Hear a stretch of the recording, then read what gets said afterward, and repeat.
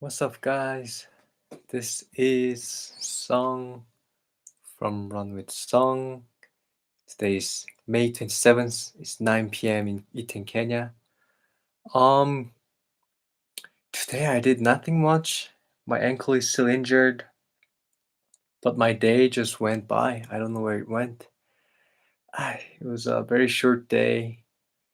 I didn't know what I did. I iced my ankle. I had lunch and dinner. Not really breakfast. I wasn't really hungry because I didn't do any training yesterday nor today. Um, I recorded athletes going out for their morning run when they do the athletes here do prayer before going out for a run, and the brother column, the coach give them some advice and suggestions and just talk about the weekend. So some of the athletes went to the competition last weekend and they did really well. Lobot, he ran 13:46 in 5K at altitude, which is amazing. He won the competition. It was a small, I don't think it was small actually. It was a big within Kenya running competition. Lobot said there were 150 runners for just 5 kilometer race. They put 25 people in each heat and they just measured time, and then whoever had the fastest time won. It's kind of crazy. And they ran on a dirt track. It's not even synthetic, nice track. It was dirt track at the altitude 13:41. I think 41 or 46, but either way, that's incredible time. So uh, I bought a wild chicken for Robot to celebrate his win on that was yesterday. Yeah, yesterday, and we had a good dinner. And for the ladies, Monica ran 31 minute 10 seconds, something like that, for 10 kilometers, and she was in second place. She did really well. Some other women runners, they ran about 15 minutes something in their 5Ks, which is pretty fast at the altitude. And some other athletes, Gloria, Charles, Ronex, they went to Nairobi today to fly to Stockholm. They have a Diamond League coming up on Thursday, so keep your watch the Diamond League on Thursday. It'll be interesting, especially Ronex running 10 kilometer on track. He usually run road races, but he got invited because of he's the fastest man on the road for 10K right now, and he's pretty damn fast. When you look at him during the training, it's just incredible. Also, just his running form is just is beautiful. He's Yeah, I mean, you should see it live. You should see the video. I think the Diamond League's broadcast on live on YouTube. So, 10 kilometer race for the man. You should keep your eyes on Ronex Kipruto from Kenya. He just he has no up and down movement. He has really strong core engagement and chest. This upper body and core doesn't moves nothing.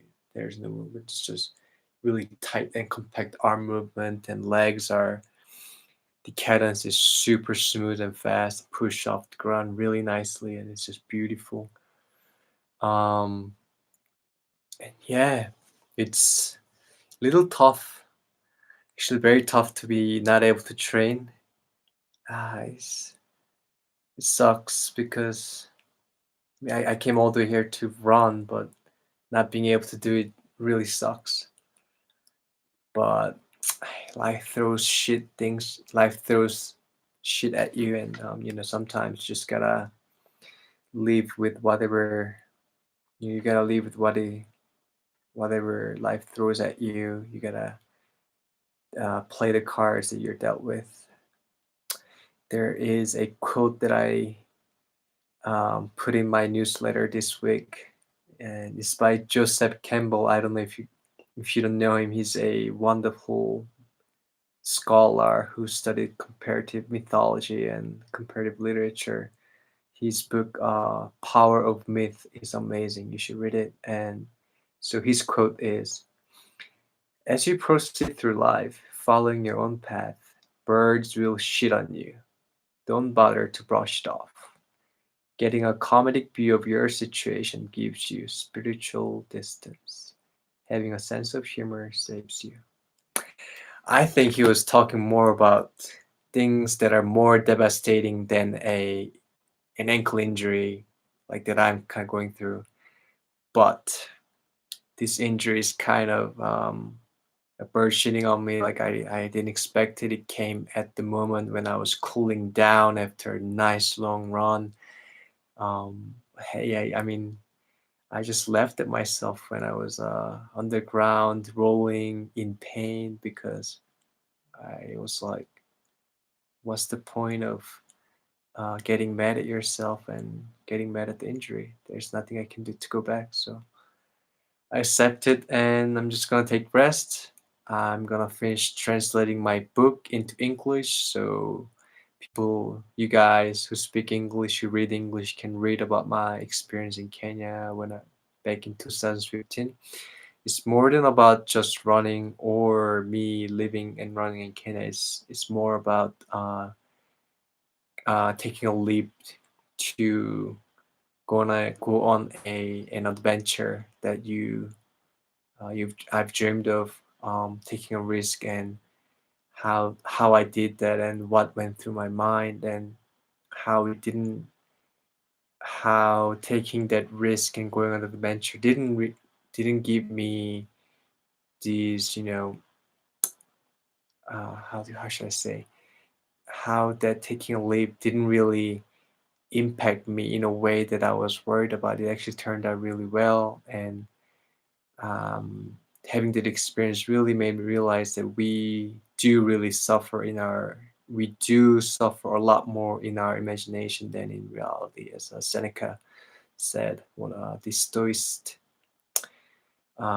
Stoic philosopher long time ago. So it is more about taking a leap, more about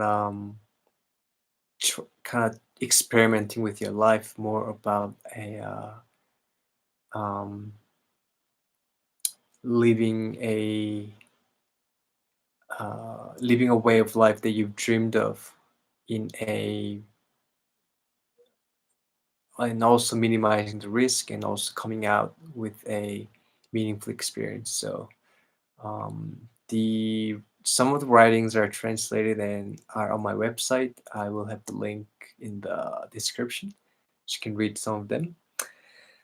Um, and yes, there's nothing much. And the day went away really fast. It's 9 p.m. I did listen to Breath Becomes Air, When Breath Becomes Air, this book recommended by my girlfriend. And it's also a beautiful book, and it's sad, makes you think. It's about a doctor who's just about to finish his residentship at Stanford, and he has a really unique story and unique, really academic background, personal intellect, curiosity background, where he studied English and biology at Stanford because he was curious about how people construct meaning through language and stories and literature. But that drove him to biology and medicine because he realized that without body, without workings of this, biology, metabolism, cells, um, human cannot, understand language and then construct meaning about their lives. So he pursued both, and then later he did masters in English, and later he uh, decided to become a doctor to actually engage in this life and death, his question of meaning of life by practicing medicine, and just before he was about to become I guess like a regular, like real doctor. I guess there's a thing between being a resident and um, a real doctor. He was diagnosed with a terminal lung cancer, and this book he wrote, kind of going through his, why he became a doctor and what it was like, when he heard he got a cancer and how he kind of fought through until he died. I mean, he died, he passed away. Um, and it really makes you think about what you'd do if you knew you, if I mean, I wrote this in my newsletter. We always think about that. At least for me, I have this assumption that I'm gonna live at least for the next 50 years. So that's how I plan my life. I save money. I kind of delay things that I want to do right now because I think I can do that later. I invest time and energy on the things that's gonna kind of bloom after some time. But what if I were to die like next year, even next month? And I mean, it's crazy. We are all dying. Living is dying. Without death, there's no life. They are, two sides of the same coin. And I mean, just the act of breathing, it keeps,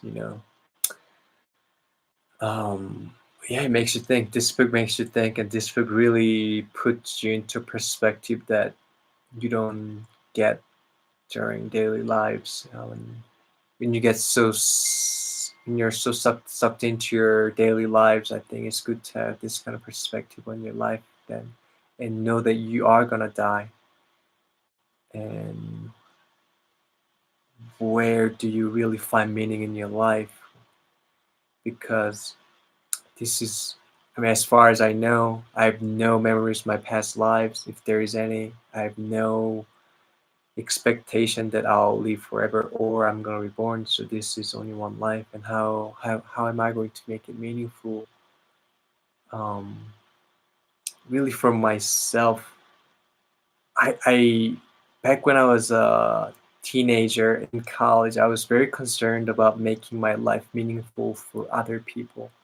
And while that is a noble thinking, and that while that is a very uh, nice or very humanitarian, it didn't really work for me. It didn't really help me live a life where I felt meaningful, where I felt alive. So I kind of switched my gear, and I'm more focused on making myself, making myself truly happy, and make myself feel truly, make sure that I find what I'm doing truly meaningful, not other people. And what is funny is that when I find what I'm doing truly meaningful this way, I see a lot of people respond to it and resonate with it too. It's very weird. I think if we really, really dig into ourselves and ask ourselves what makes us really happy and meaningful, I don't think we're going to do selfish stuff or stupid things. We're going to do things that really matter to ourselves, and that's going to also impact people around us, and meaningful other people as well. Um, with that note, I'll end today. I'm going to watch a movie. This movie is called The Great Beauty. It's a wonderful Italian movie I watched more than 10 times, but I'm not ashamed of it. It's such a beautiful movie, and it's kind of a movie where you get something new out of every time you watch it. So I'm just really excited. I'm watching it because I recommended this movie to a one of my good one of my good friends in Korea. He watched it. We talked about it over the phone for hours, and now I want to watch it again. Last time I watched it was like a year ago. Um, so The Great Beauty, La Grande Bellezza, is an Italian movie. If you haven't watched it, please watch it. It's awesome. Well, I hope you have a good, wonderful Monday or Tuesday, wherever you are on this planet. And hope you're grateful. Hope you're healthy. Run healthy. Don't run too much. Don't overtrain. Don't get injured like me. Thank you. Bye.